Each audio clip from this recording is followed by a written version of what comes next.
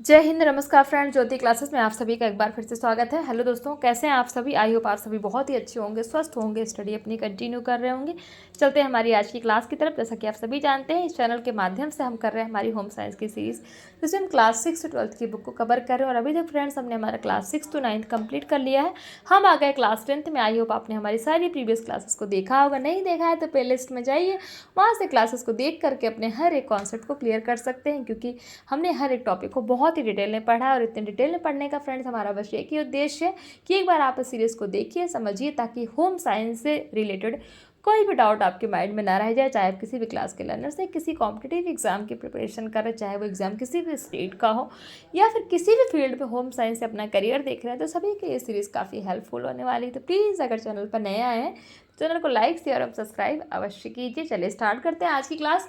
तो आज की क्लास में हम करेंगे फ्रेंड्स कुछ क्वेश्चन आंसर्स। आप स्क्रीन पर भी देख पा रहे होंगे, बट ये क्वेश्चन आंसर रिलेटेड किससे है एक बार वो टॉपिक मैं आपको बता देती हूँ। तो फ्रेंड्स, ये है हमारा भोजन, रोगी का आहार। रोगी का आहार हम पढ़ रहे थे ना, तो उसी से रिलेटेड है कुछ क्वेश्चन आंसर की प्रैक्टिस करेंगे। और ये रोगी का आहार आता किसके अंतर्गत है, किस ब्रांच के अंतर्गत? तो फ्रेंड्स, हम पढ़ रहे हैं ना भोजन एवं पोषण विज्ञान, जो हमारा होम साइंस का अपने आप में ही एक जो है ब्रांच है। It means food and nutrition science. तो ये इसी के अंतर्गत हम रोगी का आहार पढ़ रहे थे, और रोगी का आहार चैप्टर हमारा कंप्लीट हो गया। और अब हम करेंगे क्वेश्चन आंसर्स और स्टार्ट करते हैं। बट इसको स्टार्ट करने से पहले एक बार अध्याय एक नज़र के माध्यम से देख लेते हैं कि जो हमने ये टॉपिक कवर किया रोगी का आहार, आखिर उस पूरे चैप्टर में हमने पढ़ा क्या क्या। तो फ्रेंड्स, उसमें हमने पौष्टिक आहार के बारे में देखा था। फिर हमने देखा था कि रोगी का आहार कितने प्रकार का होता है। तो रोगी का आहार 2 प्रकार का होता है, तरल आहार एवं नरम आहार। और उसके बारे में हमने जाना था कि नरम आहार किसको कहते हैं और तरल आहार किसको कहते हैं।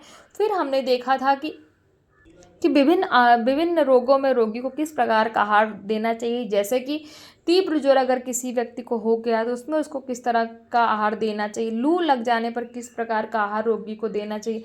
पेचिस किसी को हो रहा है, मियादी बुखार है, खिचड़ी है, तो मियादी बुखार है तो हमें किस प्रकार का आहार देना चाहिए। तो फिर हमने देखा था आहार के बारे में, खिचड़ी, दलिया, साबूदाना, कस्टर्ड, पुडिंग, सूजी की खीर। ये सारी चीज़ें हमने इनको बनाने की विधि देखी थी, इनमें पड़ने वाली सामग्री हमने देखी थी, और किन रोगियों को ये आहार दिए जाते हैं, इन सभी के बारे में हमने हमारे प्रीवियस क्लास के माध्यम से देखा था। तो ये तो थी हमारा पूरा चैप्टर ये था। और भी कुछ हमने पढ़ा था, बट जो जो इम्पोर्टेंट था वो यही था। तो आई होप आपका एक बार रिवीजन हो गया होगा पूरे चैप्टर का। स्टार्ट करते हैं आज की क्लास, देखते हैं बहुविकल्पीय प्रश्न से। तो क्वेश्चन 1 कहता है, स्कर्वी रोग किस विटामिन की कमी से होता है? Option A vitamin A, option B vitamin B, option C vitamin C, and option D कहता है विटामिन डी। तो फ्रेंड्स, स्कर्वी नामक जो रोग होता है, किस रोग की कमी, किस विटामिन की कमी से होता है? तो vitamin C. Option C is हमारा राइट आंसर। क्वेश्चन 2 कहता है, शरीर की वृद्धि में क्या सहायक है अथवा शरीर के निर्माण में क्या सहायक है? आप बता सकते हैं। Option A protein, option B कहता है वसा, option C vitamin, option D carbohydrate. Friends, शरीर के निर्माण में सहायक क्या होता है? हमारा प्रोटीन। तो ऑप्शन ए इज हमारा राइट आंसर। क्वेश्चन 3 कहता है, प्रोटीन का स्रोत यानी कि प्रोटीन कहाँ से पाया जाता है अकॉर्डिंग टू ऑप्शंस?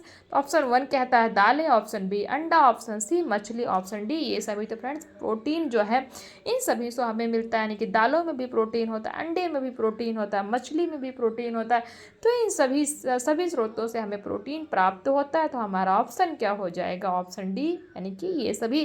क्वेश्चन 4 क्या कहता है, अंडे में पर्याप्त मात्रा में क्या होता है, यानी कि जो अंडा खाते हैं हम उनमें पर्याप्त मात्रा में क्या पाया जाता है, यानी सबसे ज़्यादा क्या पाया जाता है? Option A protein, option B iron, option C carbohydrate, and option D vitamin. तो फ्रेंड्स, अंडे में सबसे अधिक जो पाया जाता है वो क्या पाया जाता है?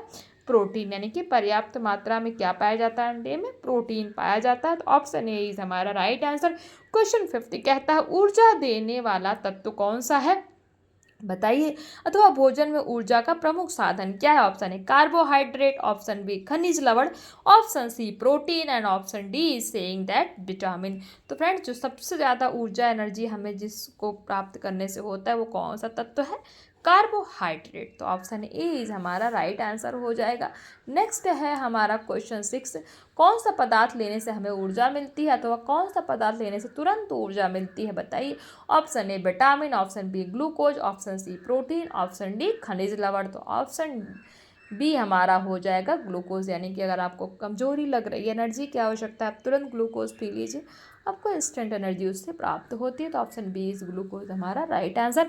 क्वेश्चन 7 कहता है मधुमेह रोग किस तत्व की अधिकता से होता है? Option A protein, option B वसा, ऑप्शन सी शर्करा, ऑप्शन डी विटामिन।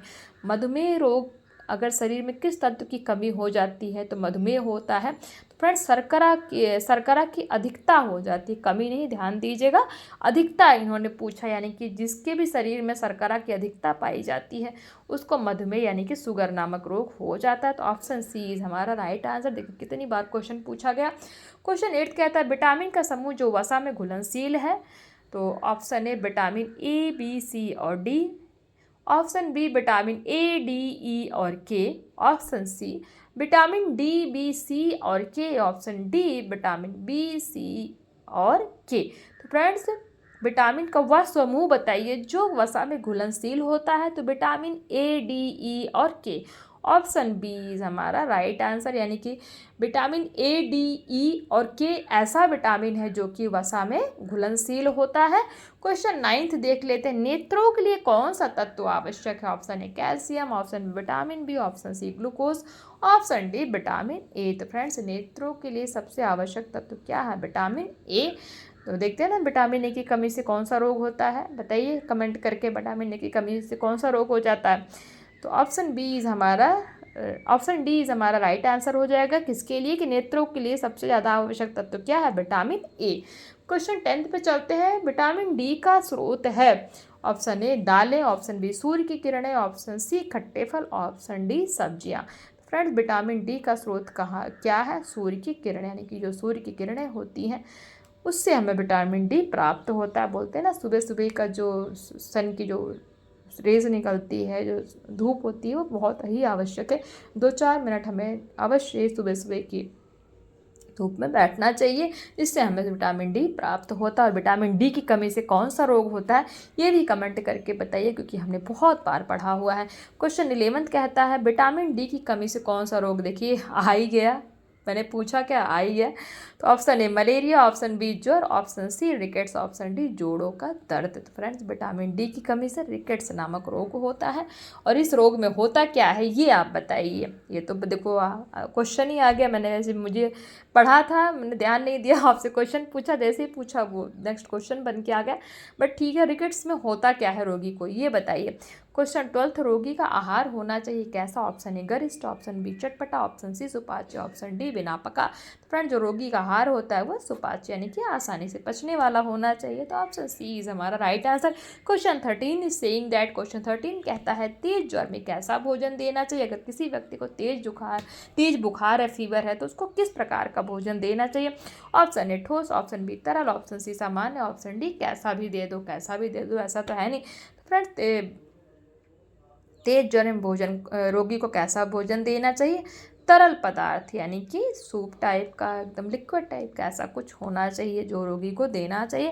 क्वेश्चन 14 कहता है विटामिन बी सबसे अधिक पाया जाता है, बताइए विटामिन बी किसमें सबसे अधिक पाया जाता है अकॉर्डिंग टू ऑप्शंस। तो ऑप्शन ए कहता है चावल में, ऑप्शन बी आंवला में, ऑप्शन सी अंकुरित अनाज में, ऑप्शन डी हरी सब्जी में।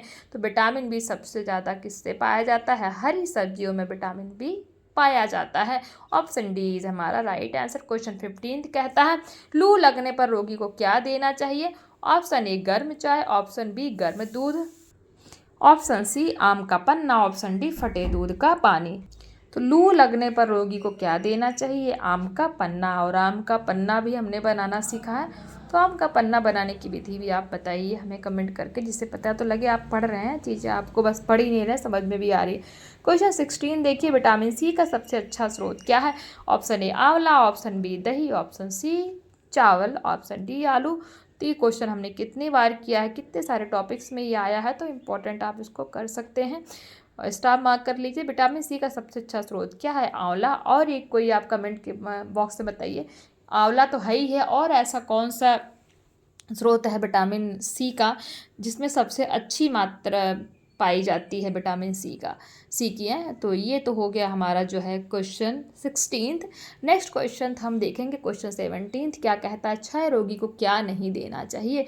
ऑप्शन ए दूध, ऑप्शन बी मिर्च मसालेदार भोजन, ऑप्शन सी संतुलित भोजन, ऑप्शन डी मौसमी का रस। तो फ्रेंड्स ऑप्शन बी मिर्च मसालेदार भोजन। तो जो जिसको क्षय रोग हुआ है तो उनको मिर्च मसालेदार भोजन नहीं देना चाहिए। हाँ, क्षय रोग से हमें याद आया कि क्षय रोग को और किस नाम से जानते हैं? आप क्षय रोग, बहुत लोग होते हैं ना, बहुत ऐसे आप लोग होंगे जिनको क्षय रोग के बारे में नहीं पता होगा, बट एक इसका दूसरा नाम है जिसको सभी लोग जानते हैं। प्लीज़ ये भी हमने पढ़ा है, क्षय रोग का हमने दूसरा नाम भी पढ़ा है। तो कमेंट करके बताइए क्षय रोग को और किस नाम से जानते हैं, यानी कि क्षय रोग जो होता है उसको और किस नाम से, आप इसका दूसरा नाम भी हमें कमेंट के माध्यम से बताइए, क्योंकि हमने बहुत ही डिटेल में क्षय रोग को पढ़ा है। तो ये तो हो गया हमारा बहुविकल्पी प्रश्न। अब देख लीजिए अति लघु उत्तरीय प्रश्न क्या कहता है, 4 तरल पदार्थों के आहारों के नाम बताइए। तो बता दीजिए 4 तरल आहारों के नाम। तो तरल आहार में खाद्य सामग्री तरल या द्रव्य अवस्था में होती है। तरल आहार में ठोस या अर्ध ठोस खाद्य सामग्री को सम्मिलित नहीं किया जाता। तरल आहार के मुख्य उदाहरण नींबू का पानी, जौ का पानी, चाय, दूध, फलों का जूस आदि। तरल मैंने बोला लिक्विड, जिसको अभी हम पढ़ रहे थे। और लिक्विड किस में देना चाहिए? तो तेज ज्वर अगर किसी को हो तो उसमें लिक्विड देना चाहिए। लू लगने पर रोगी को क्या देना चाहिए? आप बता सकते हैं, हमने पढ़ा था अभी प्रीवियस क्लास में ही। अधिक वसा युक्त भोजन करना क्यों हानिकारक होता है? क्वेश्चन 4 कहता है फलों का आहार में क्या महत्व है? फलों का आहार में क्या महत्व है बताइए। तो फल विटामिन तथा खनिज तत्व आदि की प्राप्ति के उत्तम सोर्स यानी कि स्रोत होते हैं। ये स्वादिष्ट, सुपाच्य एवं शक्तिदायक आहार होते हैं, इसलिए फलों का आहार में विशेष महत्व होता है। क्वेश्चन 5 किन किन फलों में विटामिन सी प्रचुर मात्रा में पाया जाता है? अभी हमने पूछा था आपसे ना क्वेश्चन में, कमेंट के माध्यम से बताइए। आंवला के अतिरिक्त और कौन सा ऐसा फल है जिसमें विटामिन सी सबसे अधिक मात्रा में पाया जाता है?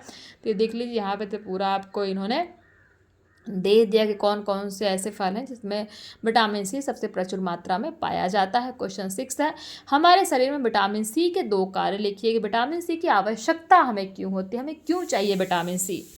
तो हमारे शरीर में विटामिन सी की आवश्यकता क्यों होनी चाहिए, क्यों हम विटामिन सी अपने भोजन में लेते हैं, तो आप बता सकते हैं। और क्योंकि यह शरीर में रोग प्रतिरोधक क्षमता को बढ़ाता है, यानी कि हमारी इम्यूनिटी को अच्छा करता है।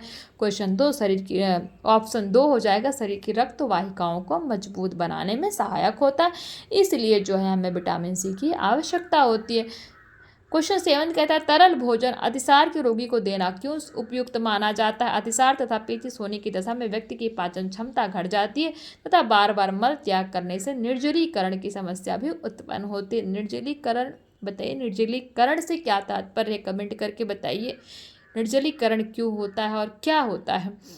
इसी कारण अतिसार होने पर रोगी को तरल भोजन देना उपयुक्त माना जाता है। क्वेश्चन 8 कहता है दलिया या साबूदाना बनाने की विधि लिखिए, जो हमने पढ़ा था प्रीवियस क्लास में। तो आप लिख सकते हैं, कमेंट करके भी बता सकते हैं, या फिर खुद भी इसको सॉल्व कर सकते हैं।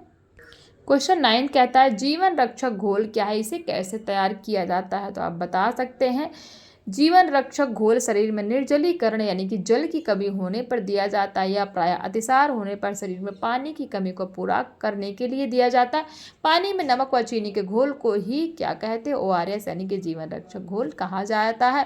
क्वेश्चन 10 स्वास्थ्य लाभ के समय टाइफाइड मियादी बुखार वाले रोगी को कैसा भोजन देना चाहिए, बता सकते हैं आप। क्वेश्चन 11 है कब्ज के रोगी के आहार में मुख्यतः किन भोज्य पदार्थों का समावेश होना चाहिए, यानी कि कौन से भोज्य पदार्थ उनके भोजन में, आहार में शामिल करना चाहिए जिसको कब्ज की प्रॉब्लम रहती है। क्वेश्चन 12 कहता है फटे दूध जौ का पानी किन रोगों में दिया जाता है, अथवा फटे दूध का पानी किस रोगी को देते हैं, इसे बनाने की विधि भी बताइए। तो देखिए 2012, 11, 8, 7, 6, 5 कितनी बार ये क्वेश्चन पूछा गया, तो आप इसको स्टार मार्क कर सकते हैं। मोस्ट इंपॉर्टेंट क्वेश्चन की श्रेणी में ये आता है। क्वेश्चन 13 कहता है टोस्ट का पानी तैयार करने की विधि लिखिए, आप बता सकते हैं किस तरीके से टोस्ट का पानी हम बनाते हैं, प्रीवियस क्लास में हमने पढ़ा था। आप चाहें तो अपने कंफर्ट के लिए इसका स्क्रीनशॉट भी ले सकते हैं। क्वेश्चन 14 कहता है रोग की समाप्ति पर रोगी को कैसा भोजन देना चाहिए? तो रोग की समाप्ति के कुछ दिनों बाद तक रोगी को सामान्य संतुलित सुपाच्य पौष्टिक भोजन देना चाहिए तथा मिर्च मसाला तेल आदि वाला भोजन नहीं देना चाहिए। रोग की समाप्ति के बाद लौकी, तोरी, रोटी, खिचड़ी आदि देना चाहिए। तो ये तो हो गया हमारा अति लघु उत्तरीय प्रश्न। अब देख लीजिए लघु उत्तरीय प्रश्न है, आप चाहें तो इनका स्क्रीनशॉट ले सकते हैं। क्वेश्चन 1 कहता है रोगी को तरल पदार्थ कब और क्यों दिया जाता है? कौन कौन से तरल पदार्थ रोगियों को दे सकते हैं? क्वेश्चन 2 कहता है मलेरिया रोग में दिए जाने वाले आहार का विवरण प्रस्तुत कीजिए, यानी कि बताइए कौन कौन से आहार मलेरिया रोग में दिए जाते हैं। क्वेश्चन 3 कहता है क्षय रोग से पीड़ित व्यक्ति के भोजन में किन पौष्टिक तत्वों की प्रमुखता होनी चाहिए? और क्षय रोग का नाम भी बताइए, मैंने कमेंट करके आपसे पूछा था कि क्षय रोग को और किस नाम से जानते हैं। क्वेश्चन 4 मियादी बुखार में दिए जाने वाले आहार का विवरण प्रस्तुत कीजिए, अथवा मियादी बुखार में किस प्रकार का भोजन दिया जाना चाहिए।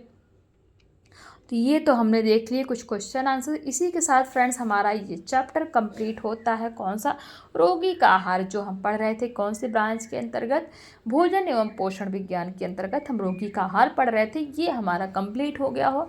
आई होप आपको जो भी क्वेश्चन आंसर्स हमने किए हैं इनसे काफ़ी हेल्प मिली होगी और आपके सारे कॉन्सेप्ट लगभग क्लियर हो गए होंगे रोगी के आहार से रिलेटेड। तो आज की क्लास को यहीं तक रखते हैं और नेक्स्ट क्लास में हम करेंगे हमारा नेक्स्ट टॉपिक और देखते हैं वो नेक्स्ट टॉपिक हमारा क्या होने वाला है। तब तक के लिए जय हिंद, नमस्कार। हंसते रहिए, मुस्कुराते रहिए, एक दूसरे की हेल्प करते रहिए फ्रेंड्स। और हाँ, मैं फिर बोलूँगी क्लासेस अगर समझ में आ रही हैं तो चाहते हैं तो चैनल को लाइक शेयर और सब्सक्राइब अवश्य करके जाइए और अपनी राय भी हमें कमेंट के माध्यम से अवश्य बताया करिए। फ्रेंड्स आप रिस्पॉन्स नहीं करते क्योंकि हमने बार बार आपको बोला और हमेशा बोलती हूँ कि आपका हर एक रिस्पॉन्स हमारे लिए बहुत इंपॉर्टेंट होता है। इंपॉर्टेंट इसलिए होता है क्योंकि आपके रिस्पॉन्स से मुझे बहुत मोटिवेशन मिलता है और भी काम करने का मन करता है और भी एनर्जी आती है कि नहीं आप लोगों को चीज़ें समझ में आ रही है कि नहीं समझ में आ रही है, जो कॉन्सेप्ट आपको बनाया जा रहा है वो आपके लिए सही है कि नहीं है, आपके अकॉर्डिंग, मेरे अकॉर्डिंग तो सही है तभी मैं आपको पढ़ा रही हूँ बुक से, बट आपको और किसी वे से पढ़ना है तो आप वो भी कमेंट करके बताइए प्लीज़। बट रिस्पॉन्स कीजिए, विदाउट रिस्पॉन्स तो कुछ भी, मुझे भी थोड़ा सा ये होता है कि मैं क्लासेस तो डेली देती हूँ, आपको प्रोवाइड कराती हूँ, बट आप लोग कुछ भी रिस्पॉन्स नहीं करते हैं। तो प्लीज़ रिक्वेस्ट है आप सभी से, जो भी इस वीडियो को देख रहे हैं तो रिस्पॉन्स अवश्य किया करिए, जैसा भी हो, लाइक डिसलाइक जो भी आपको समझ में आता है कमेंट के माध्यम से रिस्पॉन्स अवश्य दिया करिए। और कुछ सुधार की आवश्यकता है, कुछ और अदर वे से आपको पढ़ाई करानी है, जैसे हम बुक से पढ़ते हैं, ये आपको स्ट्रेटजी सही लगती है या नहीं लगती, या फिर किसी पीपीटी के माध्यम से और किसी वे से पढ़ना है तो भी आप कमेंट करके बता सकते हैं। आपके हर डाउट लेने का पूरा प्रयास किया जाएगा और उस पर विचार किया जाएगा। तो चलिए चलते हैं, मिलते हैं नेक्स्ट क्लास में। जय हिंद।